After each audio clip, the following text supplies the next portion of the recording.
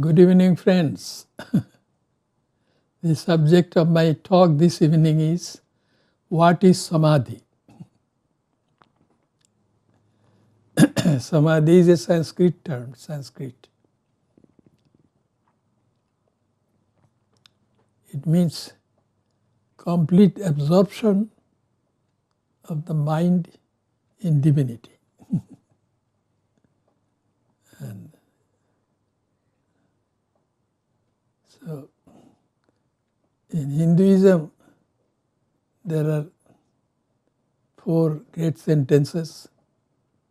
All those sentences talk about the divinity of everything and every being. You are divine, I am divine, all others are divine, and all these things. So, those who are born in that religion, they hear about this. Then one person once came to Sri Ramakrishna, the latest divine incarnation of this age, and said to him, "Revered sir,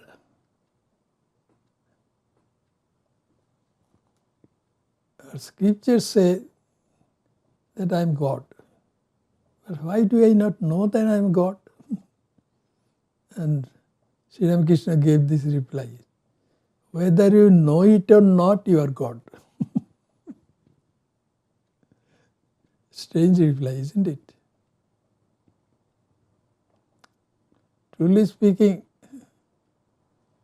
God cannot be known just as I know something happening in front of me, that I know that you are all present before me. And I know all these things with the help of my mind.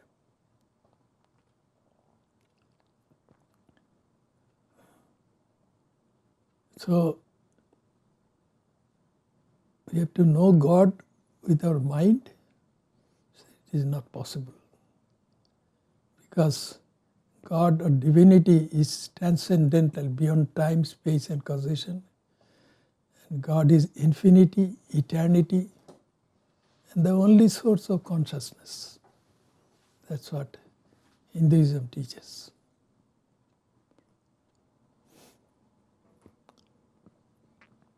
So God being transcendental, can God be known by human minds? No. That's why the statement is there. Abhang manaso gocharam. Divinity cannot be described exhaustively by the mind, nor the mind can ever conceive of divinity, that infinity. The mind, no matter how large it is, how expanded it is still finite. How the finite mind will know that infinity which is divinity?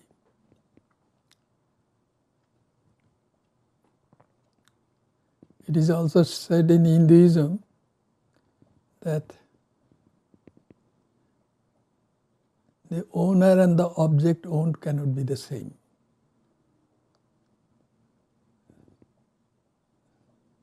Or the seer and the object seen, they have to be different from each other. But I have changed it to the owner and the object owned, because that is more easy to understand. So, I own my physical body. As the owner, I must be different from it. In the same way, I am wearing a jacket, yellow jacket. I own it, so I am not that jacket. I am not my physical body.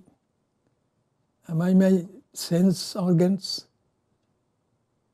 The organ of sight, the organ of hearing, organ of smell, an organ of taste, an organ of touch. Am I those organs? No, I own them. So as the owner, I have to be different from them. Hinduism also speaks of motor organs. That means with the help of which we do certain things. The organ of speech, the organ with the help of which we grab things, that means our hands. And the organ with the help of which we move from one place to another, that means our feet. And the organ which is used by us after we have digested food in our stomach, the food has to go out of the body, so that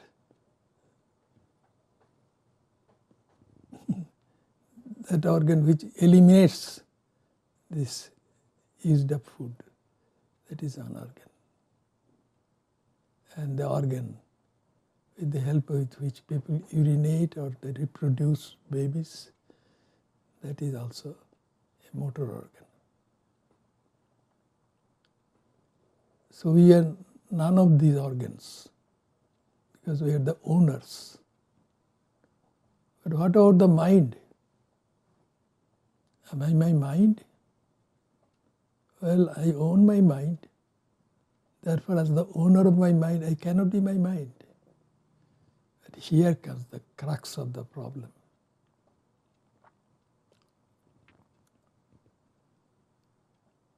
I am not my mind, yet the idea of my individual existence is a thought of my conscious mind. I, which is also called the ego.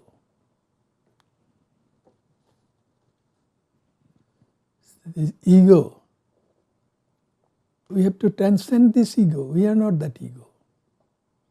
But it is very difficult. As long as our individual existence is there, it is not possible. I. How can I get rid of I? And where will I be? Will I be zero? But Hinduism will say, no, you will be divinity, what you really are. And divinity is infinity, eternity, and only source of consciousness. That's what you are. And that divinity is called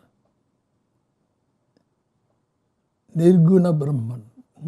Anyway, that's a Sanskrit term. Brahman means larger than the largest. So, to experience our divinity, we have to be divinity. And then there is no question of experiencing because that ego is not there. But while we are still having our ego, is it possible for us to have any experiential knowledge of that Nirguna Brahman, transcendental divinity? Well, theoretically speaking, it is not possible because our ego is the obstacle.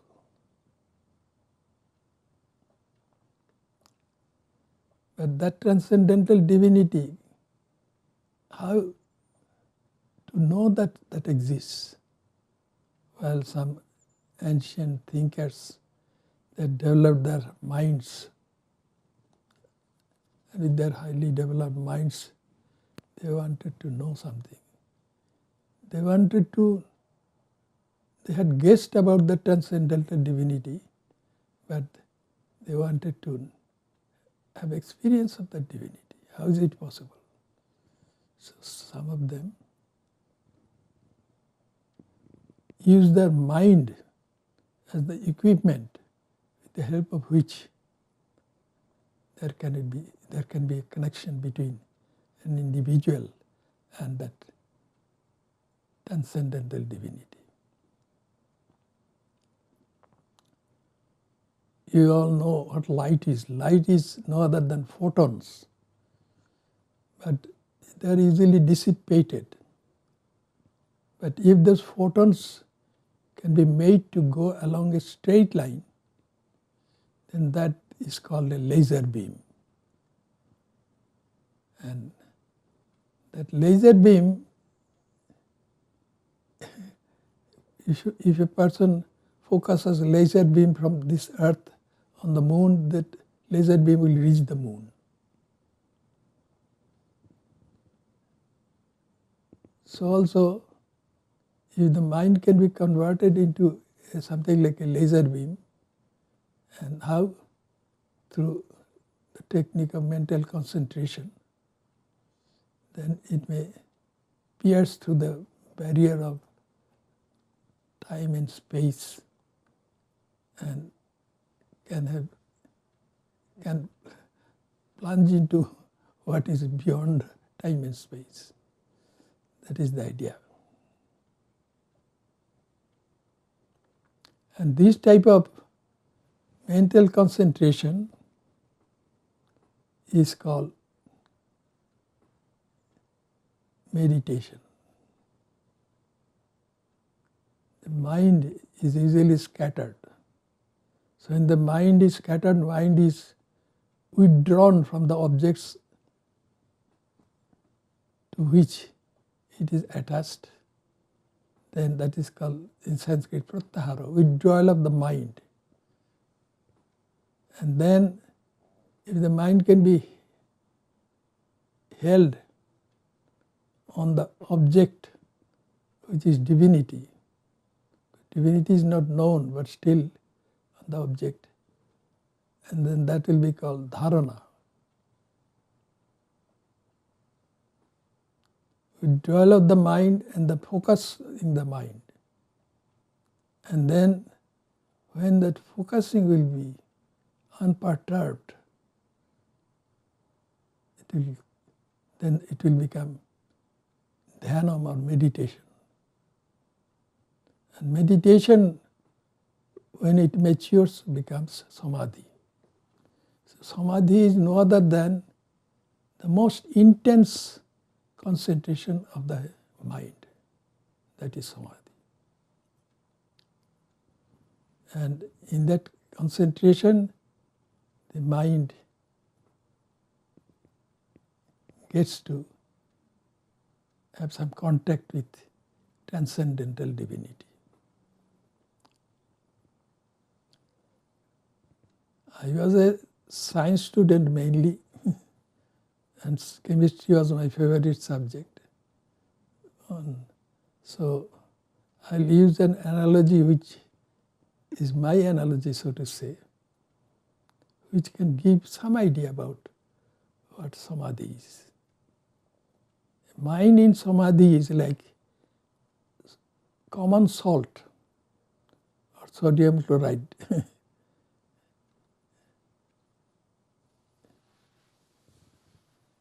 Mind in samadhi is like sodium chloride dissolved in water. In what kind of dissolution? Completely dissolved. And it has formed a supersaturated solution. If there is a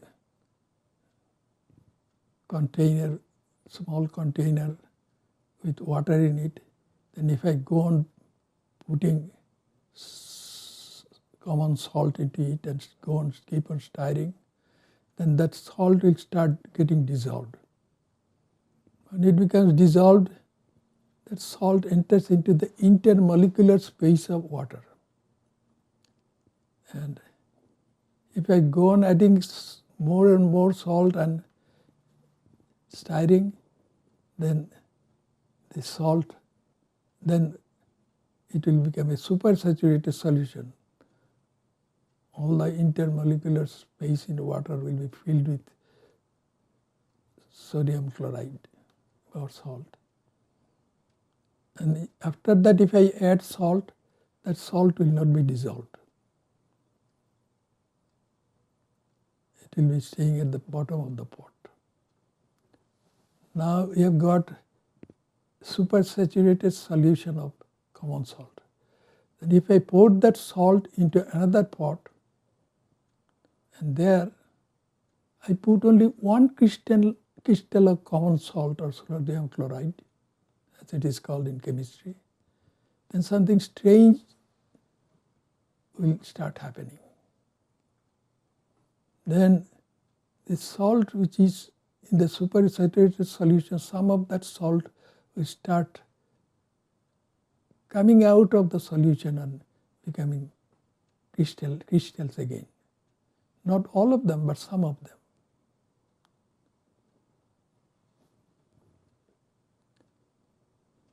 So this is called recrystallization. And that is caused by one crystal of salt which has been put into a container that has supersaturated solution of salt.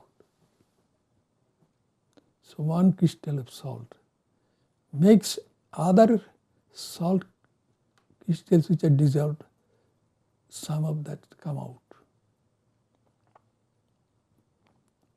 So also a mind, when it has somehow been made one with divinity, then a single thought of compassion for humanity or something, if it be that will bring a little bit of that mind which is in solution to come out and establish contact with this world of time and space.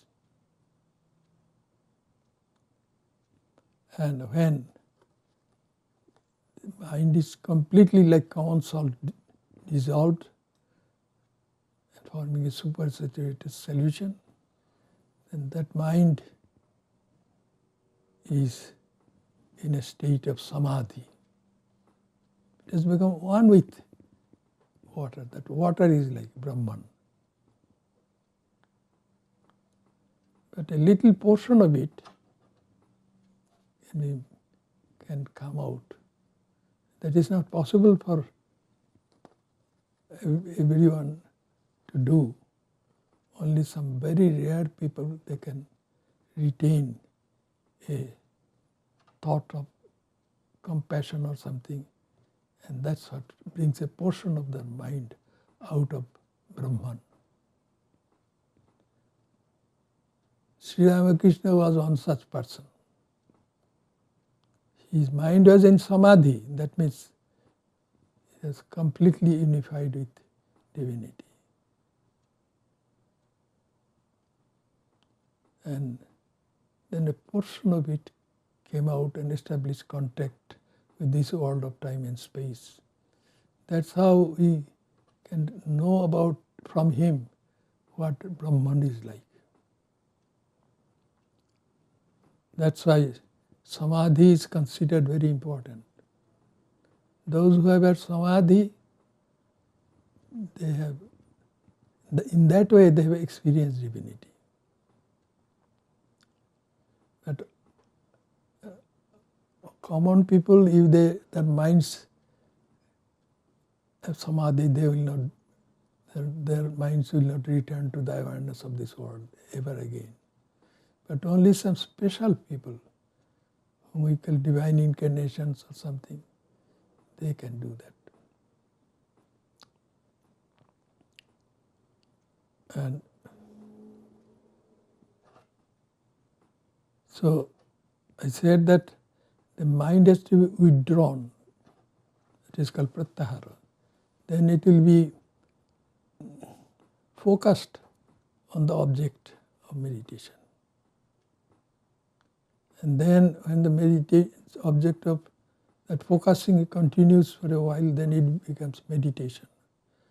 Then if meditation continues for a while, then it becomes Samadhi.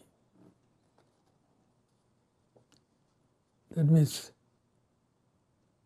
when the mind is withdrawn, that is, it has undergone pratyahara, then it is then focused on the object such as divinity, then if it can remain focused that way for 12 seconds without being disturbed, then that will be called dharana in Sanskrit. And then 12 times 12 seconds, that means 144 seconds, if a person can place his or her mind on that object of concentration, then that will be called meditation or dhyanam. And 12 times of dhyana, that means if the duration be 28 minutes and 48 seconds, then one will have asampragyata samadhi. At that time, the mind has become one with divinity.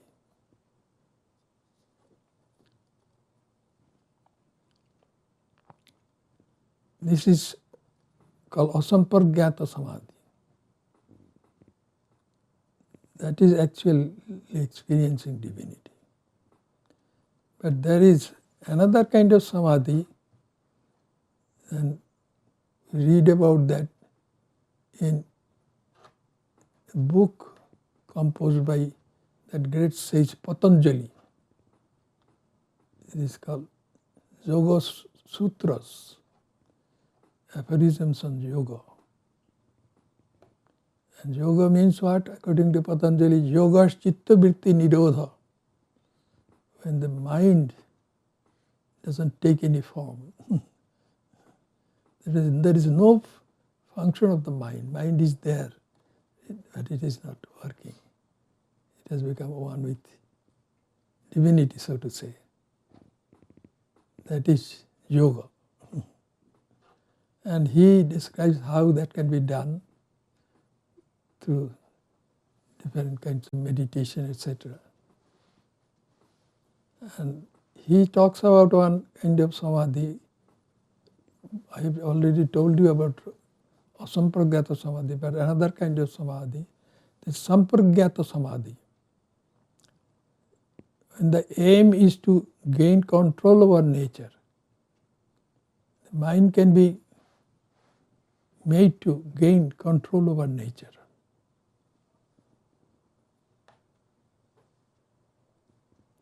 And some of the sages of India have demonstrated that also.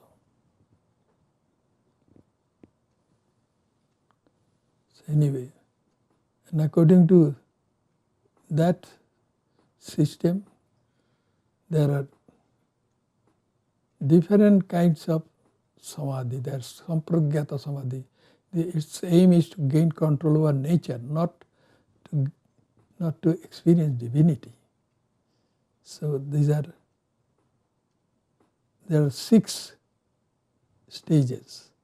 One is called savitarka samadhi, then another one is nirvitarka samadhi, then savichara samadhi, then nirvichara samadhi, then sananda samadhi, and asmita samadhi. So all these samadhis aim at gaining control over nature.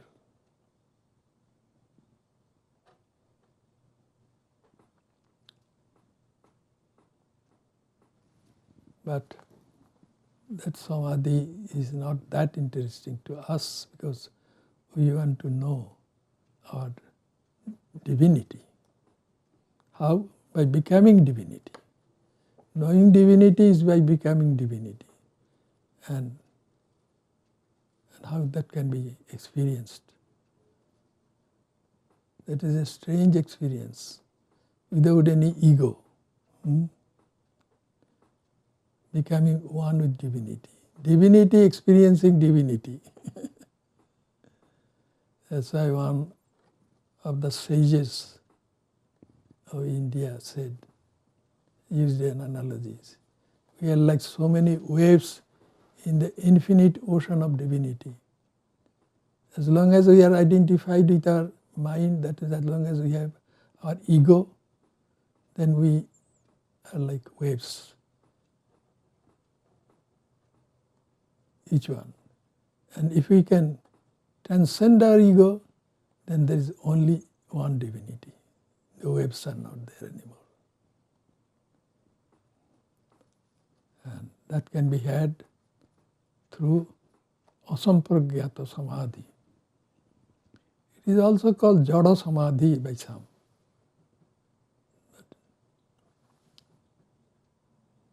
But that sage Patanjali, he wrote his Yoga Sutras and talked about all these things. At the end of his Yoga Sutras, the last sentence is, all these things can be achieved by Ishvara Pranidhana. That means by surrendering to God, you can have all this experience. That means you can experience divinity by surrendering to God also. But in other words, he talks about Bhakti Yoga. So I am thinking, maybe next Sunday I will talk about Bhakti Yoga. And Sri Ramakrishna also has said, in this age, Bhakti Yoga is the method which will help us to become liberated from bondage. Bhakti Yoga. So, it is only the divine incarnations who are entitled to give us some hints about what divinity is. We had a Swami, his name is Swami Bhaskarananda. He was, in his pre-monastic life, he was a doctor, and then he decided to become a monk. Then he was from South India. So in South India, there was a great saint called Raman. People would call him Maharshi Raman, great sage Raman. He would not call himself the great sage or anything. He would just call himself Raman. That was his name. But anyway, he was a genuine saint. He was also a personification of humility. And Swami Bhaskarananda, at that time his name was Arjun. He went to him to see him and saluted him and asked for his blessings. He said, what blessings? He said, I want to join the Ramakrishna Order and become a monk. Please bless me so that I can become a real monk. Hearing that, Maharshi Raman was very pleased. He said, very good, very good. In this age, it is Ramakrishna who will work, because he is a divine incarnation. So Maharshi Raman recognizes Ramakrishna as a divine incarnation. That's why, and then Swami Bhaskarananda became a monk of our order. Thank you all very much for coming.